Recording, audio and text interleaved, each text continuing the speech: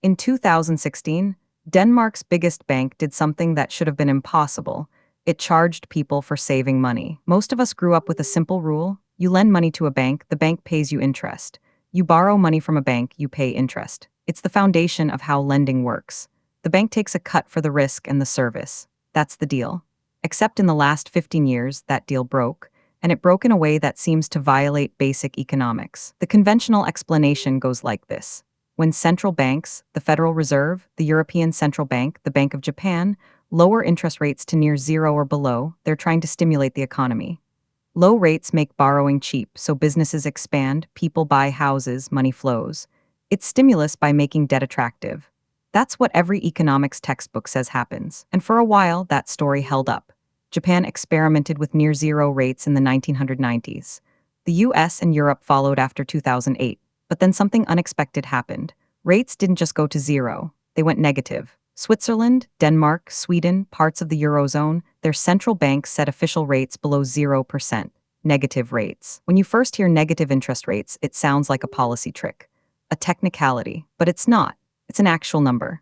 If you deposit 1 million euros at the Swiss National Bank at negative 0.75%, you get back 500 euros a year later. The bank took 500 euros from you for the privilege of holding your money. You paid them. This is where the conventional story cracks. If the goal was just stimulus, make borrowing cheap, you don't need negative rates. You could stop at zero. So why go below? The textbook answer is that negative rates push money out of banks and into the real economy. They penalize hoarding.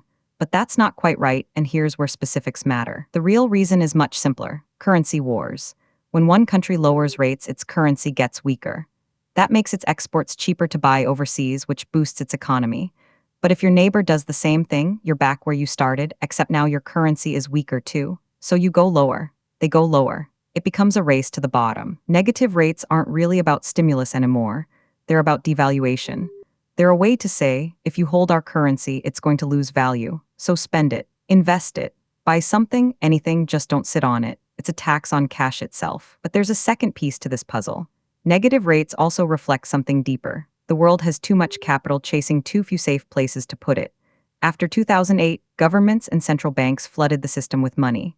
Pension funds, insurance companies, and foreign governments all needed somewhere safe to store billions. Government bonds looked safe, so they bought bonds. A lot of bonds. When demand for bonds skyrockets and supply stays fixed, what happens? Price goes up. And when bond prices go up, yields go down. That's how bond math works. So much money poured into government debt that yields actually went negative. You could pay the Swiss government $100 today and get back $99 in a year. And people did it anyway. Why? Because losing 1% was better than the alternative. If you're a pension fund managing $40 billion, you can't just hold cash. Cash earns nothing and loses value to inflation.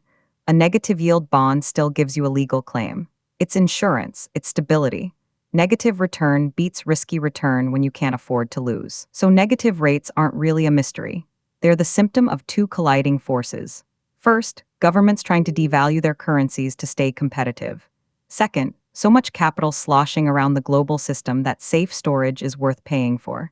It's supply and demand, just inverted from what we're used to seeing. Now, what does this mean for regular people? If you have a savings account at a regular bank, you're not paying negative rates yet. Banks absorb that cost because they need deposits. But in countries with negative rates, banks have quietly started charging fees on large deposits. Mortgage rates have gone negative. You borrow money, and the bank pays you to take it. That actually happened in Denmark. But here's the catch. Negative rates don't work the way central bankers hoped. They don't automatically push people to spend or invest. Businesses don't borrow just because interest rates are low. They borrow when they think they'll make money. People don't buy houses just because mortgages are cheap. They buy when they feel confident about the future. Negative rates can't force confidence. In fact, negative rates might do the opposite. When banks charge you to save and stocks feel risky and real estate is unaffordable, people save more, not less. They hoard cash under the mattress. The policy backfires. It's like trying to make people thirsty by raising the price of water, they just drink less. So the real logic of negative rates isn't about economic stimulus at all. It's about control. It's about managing currency values in a world where central banks compete with each other. It's about creating artificial scarcity in a system flooded with money. It's about forcing capital into motion when it would otherwise sit still. Negative interest rates exist because the global financial system broke in 2008 and never fully healed. Too much debt, too much capital, too many countries trying to fix the problem by printing money. When you add it all together, the math stops working the old way. Storing value costs money now. Borrowing money saves it. The rules flipped. Understanding this matters because it shows how fragile the system is. Negative rates are a sign that central banks are running out of tools. They can't go much lower without breaking the financial system entirely. And when you're out of tools, you're out of options. The next crisis won't have an easy fix. The peculiar logic of negative rates isn't really peculiar at all once you strip away the jargon. It's just supply meeting demand in an inverted market.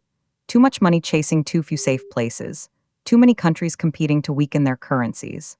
The math of that collision produces negative numbers, and when the math breaks, the rules break with it. This video is for educational and informational purposes only and is not financial advice. Always do your own research. If you want to understand the mechanics behind the financial news you see every day, subscribe. New deep dives on how the system actually works come out every week. This video is for educational and informational purposes only and is not financial advice. Always do your own research.